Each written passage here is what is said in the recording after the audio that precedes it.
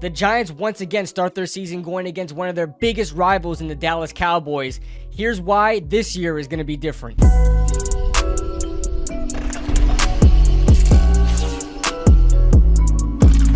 What is going on, guys? What is going on, 27 Squad? Welcome back into another video. I am your host, KB. Let's get this thing started. Now, just so you guys know, unfortunately, I will be on vacation during this entire week. Next week, following the Giants game, so I probably won't be going live. I won't be going live for the Cowboys game, and throughout that week after the game, I probably won't be uploading as much because I'm going to be on vacation. Unfortunately, it had to happen right in week one, but it is what it is. Sorry for the inconvenience. But man, am I excited for the Giants going against the Cowboys. What a test this is going to be for both teams in week one. The Giants are, in a lot of ways, very different than the 2022 Giants. We're going to get into it when we kind of compare the teams and how they faced off last season. And as far as the Cowboys go, I think they've upgraded a couple of pieces as well, but they also lost some pieces. Some may be better, some may be for worse, but to me, I think this is more of the same Dallas Cowboys than the same New York Giants. If you ask me who has upgraded the most since their last meeting, I would have to say it's the Giants. Nothing hypes me up more than having my team be healthy going into a game, especially week one, which the Giants haven't been able to do in years. You go back in the following years, back to 2020, the Giants have missed pivotal starters on their offense or defense since then. And even going back to 2019, when Darius Slayton wasn't even ready for week one, he had to come in, I believe it was week 3 versus the Buccaneers. We're going to cross our fingers on this one, but this is the most the Giants have been healthy in a very long time. I mean, none of our starters are projected to be out as of right now. We still have a whole week of practice before they suit up on Sunday night, but as far as we know right now, these guys are healthy. I don't know if anybody's dealing with any nagging injuries. As far as we know, the Giants and the coaching staff, Brian Daboll and everybody else, have been doing a fantastic job when it comes to managing the workload of these players, especially the veteran players. We've seen guys like Sterling Shepard, Paris Campbell, Darren Waller, even Adoree Jackson get a lot of vet days to try to stay healthy and keep fresh legs so we can avoid injuries during practice. And that has worked to their benefit, as we haven't seen any major injuries up to this point. We have Cole Beasley that went to IR, but he was a practice squad guy anyway, probably projected to play in this game because Wandale, they're probably not going to rush him back too early. But as far as we know right now, everybody's healthy. Which is very, very exciting. And speaking of health, this is going to be the first time that we see Kayvon and Azeez suit up in a week one game. As we all know, Kayvon and Azeez Ojulari, it took a while, both of them respectively, to get back on the field after suffering injuries in the 2022 offseason. And now going into 2023, these guys look healthy and better than ever, have played very well in the preseason, especially Kayvon Thibodeaux, who's been lighting up the preseason, doing well in training camp. He's really looking like he's going to be that star-studded blue chip top 10 pick that we got him for. Hopefully he does that, and we need a leader as far as another presence on the edge. It's been a while since we had a real presence on the edge, and I think Kayvon can be that. Talking about this Dallas Cowboys offensive line, although they are good, I really think that guys like Dexter Lawrence destroying the interior of the offensive line, breaking down the pocket from within, forcing Dak Prescott to make errant throws and flush him out the pocket, is going to allow guys like Kayvon and Azeez to do work, something that they couldn't do in week 3 last year because they weren't on the field. We had guys like Jihad Ward and O'Shane Ximines out there trying to guard the edge versus the Cowboys, and they completely gashed us. I think Kayvon really built off his rookie season last year. I think he's going to come back as a way better player than he was last year. And if you look at the two meetings between the Cowboys and the Giants last year, the first time we met up with them, they gashed us for 178 yards on the ground and then 152 yards on the ground. And those were just Ezekiel Elliott and Tony Pollard alone. I'm not even talking about quarterback running or any other running back running. I'm just talking about these two running backs alone, Ezekiel Elliott and Tony Pollard. 178 yards in week 3. And then the other meeting that we had with the Cowboys, it was 152 yards between between those two. The Giants really struggled stopping the run last year, and that brings me to my next point, the linebacker position. This is probably the most you're going to see the difference on this defense is the linebacker play. Just looking at what we've seen from the preseason alone and in training camp, again, take it with a grain of salt. It is the preseason, but as far as what we're getting with Bobby Okereke, he is going to be far better of an option than we had at linebacker in a very, very long time. We are going to get Pro Bowl level linebacker play from this guy, probably up to like better than Blake Martinez when his first year with us. He had a very good year in his first year with us. I think he's going to be better than that. I think he's a lot better of a sideline to sideline type of player, very slippery, can blitz very well. I think Bobby Okereke probably does a lot better work than Blake Martinez did. And then we have Micah McFadden there as well at that inside linebacker 2 spot. And then we're going to probably be rotating with Isaiah Simmons as well, who is a force in a pass rushing sense, as well as Micah McFadden. They both can rush the passer pretty well, and Micah McFadden can stop the run pretty well as well. That's way better of a combination than we've seen last year.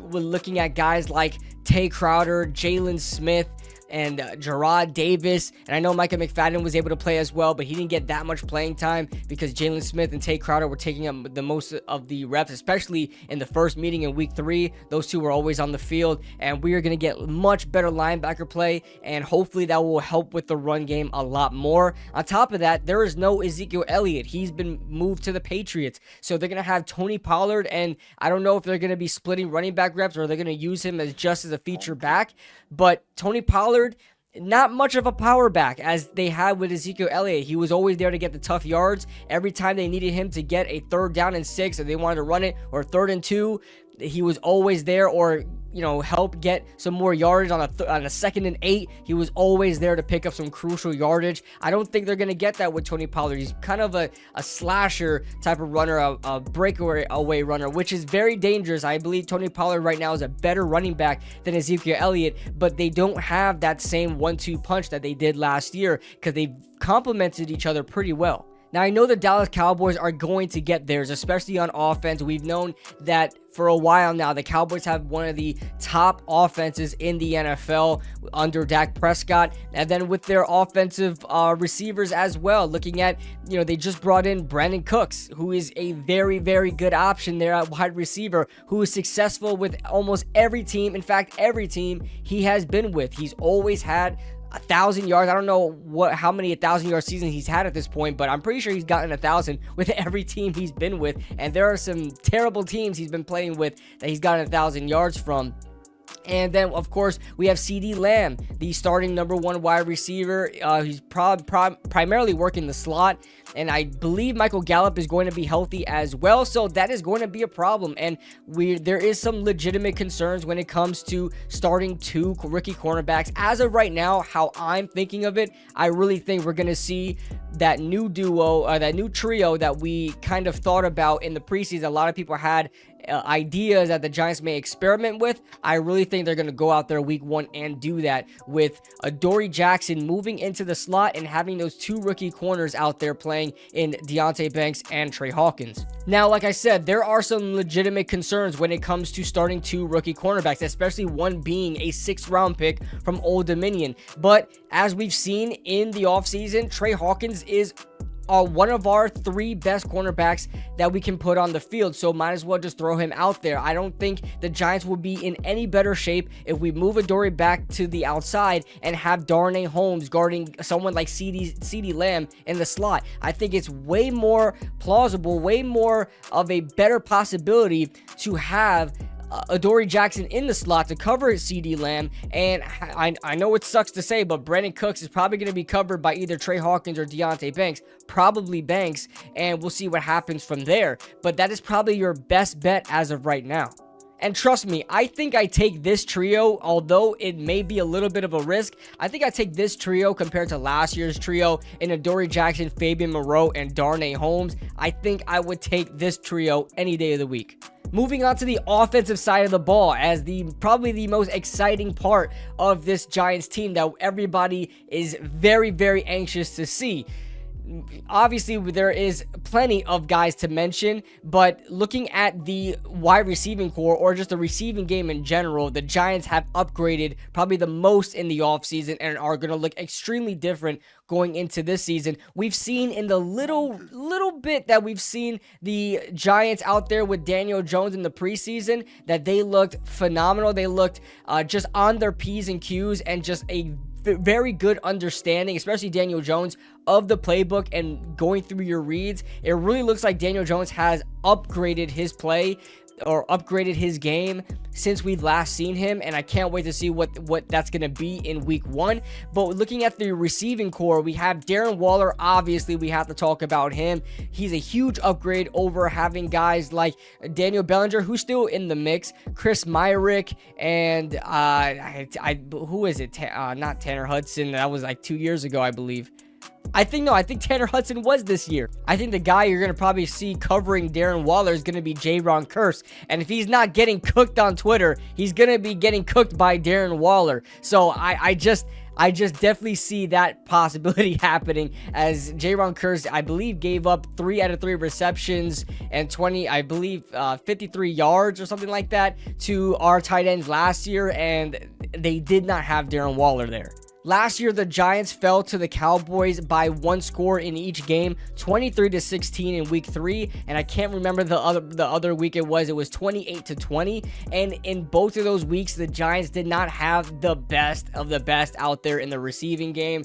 You're looking at week 3, we had Sterling Shepard, and that's where he tore his ACL at the end of the game, but we also had David Sills out there, and we really didn't have anybody else besides that able to get the ball. Wan'Dale Robinson, I believe, was hurt as well in that game because he got hurt in the week 1 game. I don't think he came back for this game. Darius Slayton was struggling to even get on the field. He wasn't even on the field. We had Kenny Golladay out there. He had 0 receptions. It was just a train wreck for the wide receiving core in week 3. And going into the next meeting that we played the Cowboys, we did have Isaiah Hodgins, but again, the wide receiving core wasn't where it was at. We had no Sterling Shepard by that time. We got Darius Slayton back, but like I said, other than that, nothing. This wide receiving core is absolutely loaded now, and they are coming in healthy. We got Wan'Dale Robinson back. We got Sterling Shepard back. Darius Slayton is going to be in the lineup and actually playing. Paris Campbell as well, the new addition from Indianapolis, and the rookie Jalen Hyatt. I mean, we have a lot of options at wide receiver now where we're not forced to go to guys like David Sills and force feed him the ball against a Dallas Cowboys offense with Micah Parsons on their side. All in all, I think Daniel Jones is going to have a lot easier of a time getting the ball out with this receiving core than the prior ones, and we still fell short in those games by 1 score. Imagine having guys like we have now against their defense. I think we match up with them very, very well. I am not scared of their secondary whatsoever. I think the problem is going to be their front 7. Now, if we talk about the Dallas Cowboys and their strength on defense, it is most certainly the front 7, starting with Micah Parsons. And then obviously you have Tank Lawrence, who's been there for years on end, always abuses the Giants. I believe the first time we played the Cowboys, he had like 3 sacks against us. And now Osa Odigizua is starting to get a lot more playing time. And also they brought in Jonathan Hankins, the former New York Giant, who I really loved. He is now a Dallas Cowboy, and he's going to be getting some as well. Now, it's going to be a real test for our offensive line. We finally have what seems to be our starting 5 in Thomas, Bredesen, John Michael Schmitz, a rookie, Mark Lewinsky, who has been struggling, and also Evan Neal, who has been struggling. Now, Evan Neal has been on the up and up lately. We'll see if he's going to be healthy. He's been dealing with a little bit of an injury in the preseason, so we'll see if he comes back better than ever, but he's going to have a tough task versus Micah Parsons, who lines up on his side.